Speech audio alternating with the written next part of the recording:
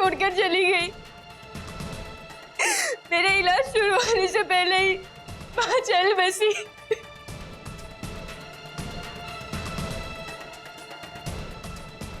बेटा तुम्हारे पिताजी कहाँ है? अब उनका क्या काम है? माँ को अग्निदाह देना है और ये काम तो पति ही करता है, वरना उसकी आत्मा को शांति नहीं मिलेगी। लेकिन अब इस वक्त ना अकेली टगर उन्हें कहाँ ढूंढने जाएंगी? कोई और भी तो रास्ता हो सकता है ना मधु। अगर उन्हें लाना है तो मुझे जाना होगा और मैं उन्हें लेकर आऊंगी। ये वादा रहा, कल सुबह होने तक।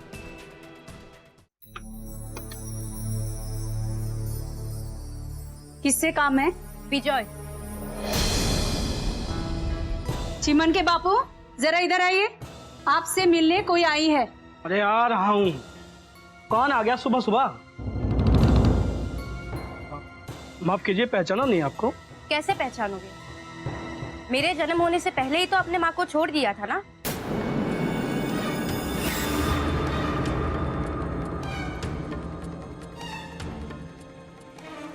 तुम रूमा की बेटी हो क्या? क्यों? अपनी बेटी कहने में शर्म आ रही है आपको? आपकी बेटी? हाँ, मैं इनकी पहली पत्नी रूमा की बेटी हूँ, टगर।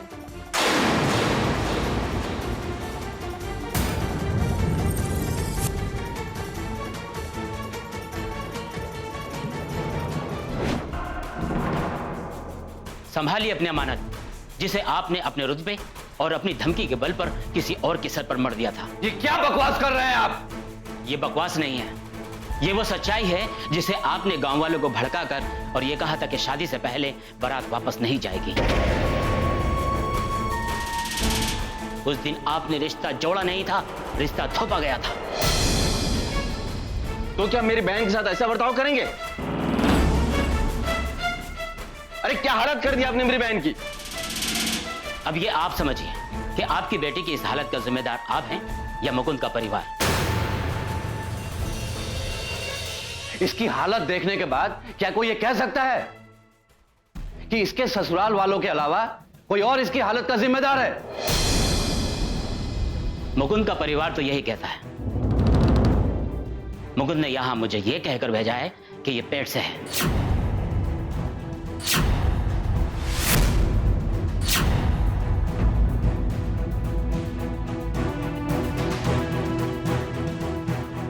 जिसे हमने दामाद बनाया था वो आपका मुकुंद, अरे वो इंसान है भी या नहीं? ये पेट से है और उन लोगों ने इसकी ये हालत कर दी। ये आप समझिए। मुकुंद ने तो मुझे ये कहकर भेजा है कि ये बच्चा उसका नहीं है।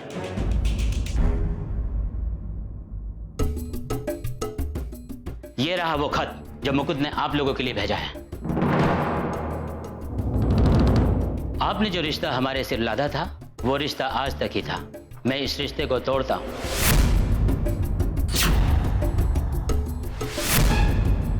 और आपकी बेटी को आपके घर भेज रहा हूं। अब इसके बारे में आपको फैसला करना है कि आप इसका क्या करेंगे। ये पेट से है और मैं इससे मानने से इनकार करता हूं कि ये बच्चा मेरा है।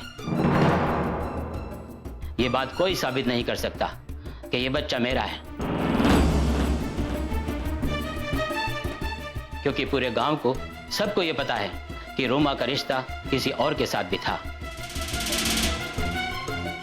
आप अपनी बेटी को उसके पल्लू से बांधिए जो इस बच्चे का बाप है। धन्यवाद।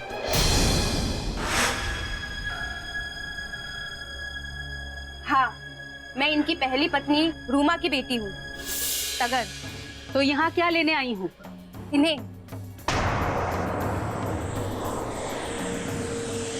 डरिए मत, हमेशा के लिए नहीं। वो तो मैं इन्हें रखूं भी नहीं। जो अपने पत्नी को न रख सका, उसके साथ कौन रहेगा?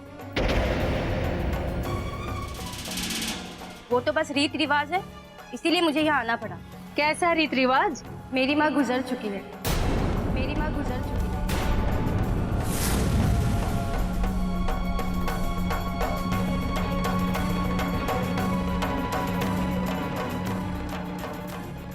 और उनका अग्निदाह करवाना है। और बड़े बुजुर्ग कहते हैं कि अगर पति जिंदा हो तो अग्निदाह उन्हीं से करवाए, ताकि उनकी आत्मा को शांति मिले। बस इसीलिए मैं यहाँ पे आई हूँ, इन्हें ले जाने के लिए।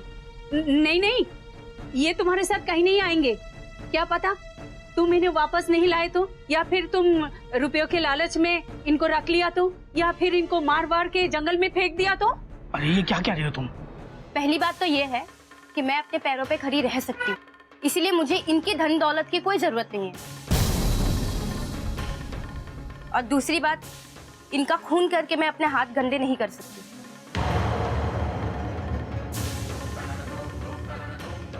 अरे आप क्यों भावुक होए जा रहे हो? ए लड़की, तुम जाओ यहाँ से, ये कहीं नहीं आएंगे तुम्हारे साथ।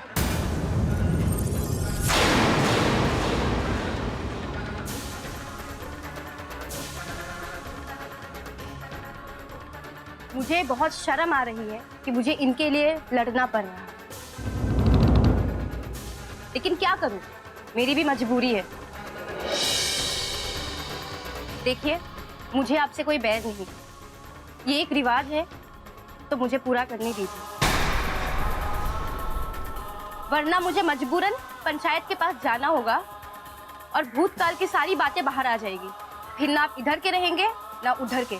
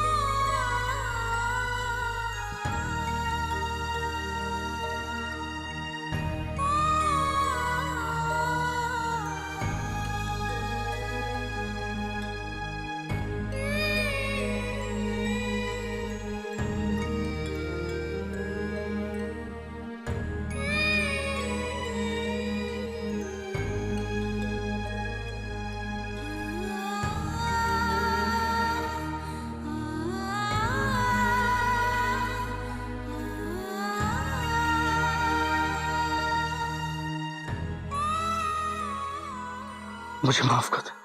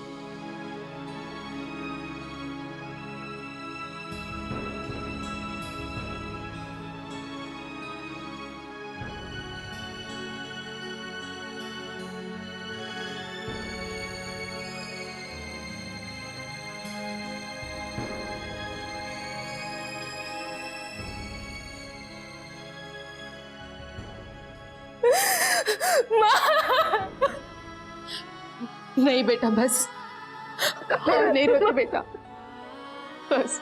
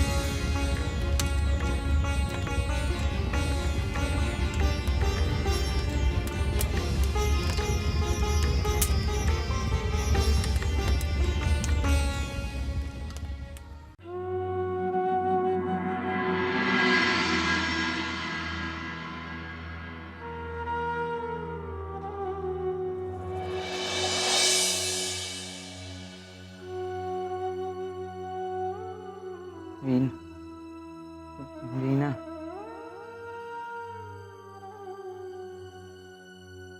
आपको होश आ गया? हाँ वीना,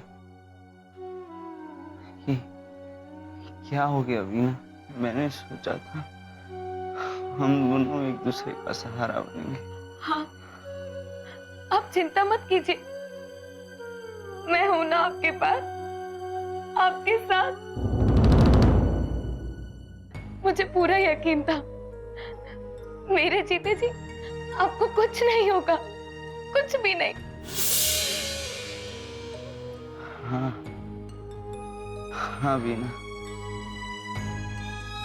अगर मैं चला जाऊंगा तो तुम कैसे रहोगी वीना? मुझे कुछ नहीं होगा।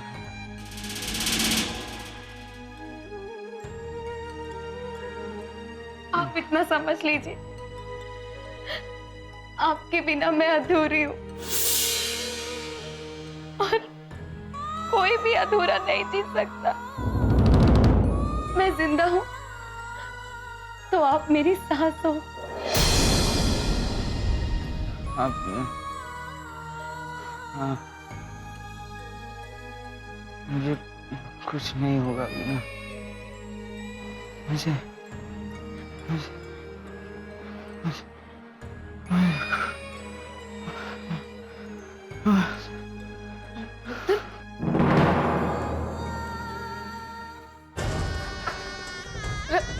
रतन,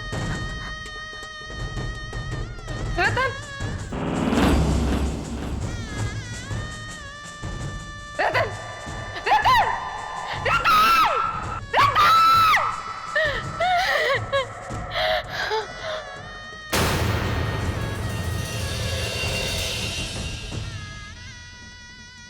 डॉक्टर, डॉक्टर,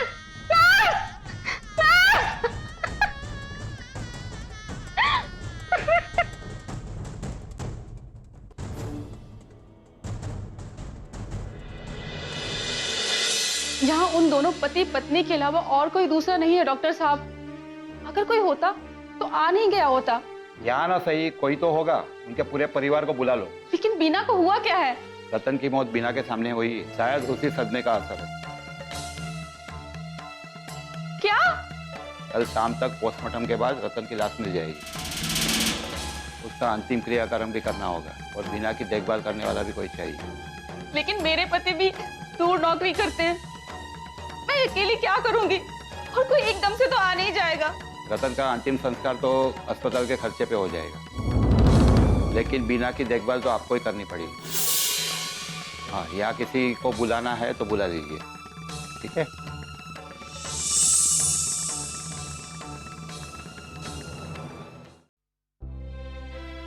चाय लेके आऊं?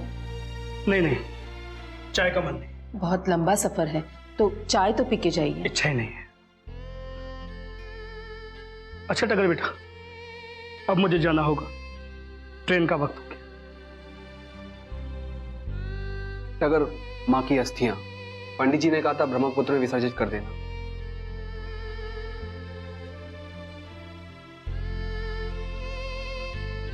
अगर तुम कहो तो ये पुण्य का काम मैं करूं। अगर तुमने अपनी मां के लिए बहुत कुछ किया है, उसका ये आखिरी काम मैं करूं।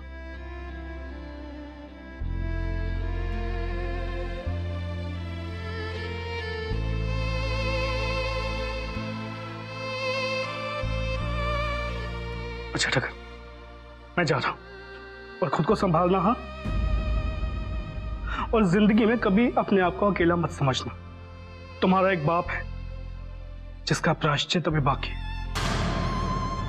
जिंदगी में कभी भी मेरी जरूरत हो, मैं हाजिर हो जाऊंगा।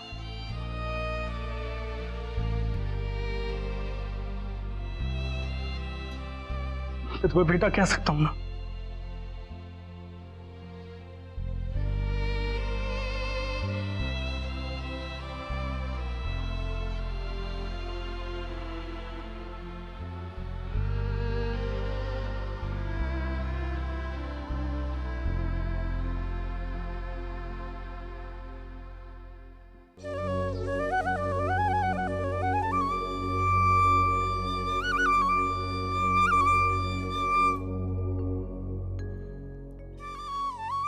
कुछ खा लेना बेटा।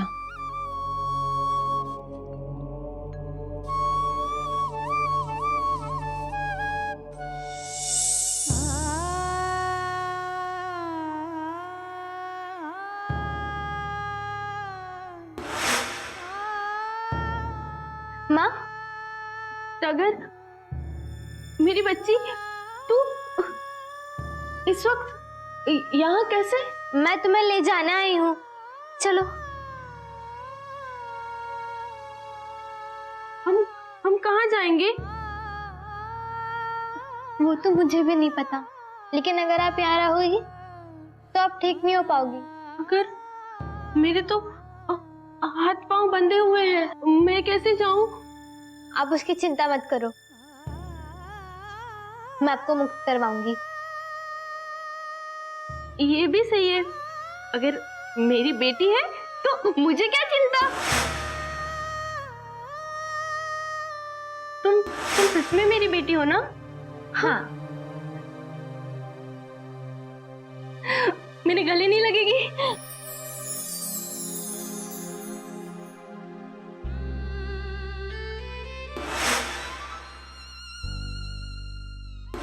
कितने सालों से उसी कमरे में थी, मुझे तो लगा वही मेरी दुनिया है, पर मैंने कभी नहीं सोचा था कि मैं उस कमरे से बाहर भी आऊंगी। लेकिन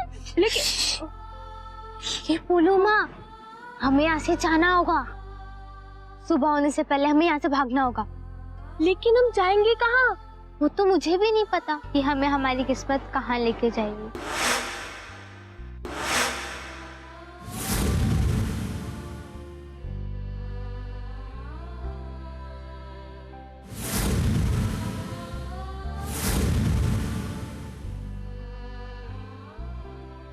आओ माँ। मैं ठीक हो जाऊंगी ना? हाँ माँ, चल बैठो। नहीं नहीं नहीं, माँ लगवा लो, कुछ नहीं होगा आपको, बैठो। नहीं, मुझे नहीं लगवाना। माँ रुक जाओ। अरे नहीं, रुको, बैठो, आपको कुछ नहीं होगा, ये नहीं लगता है। माँ, तुम्हारी बेटी डॉक्टर नहीं बन गई है। माँ उठो ना। माँ,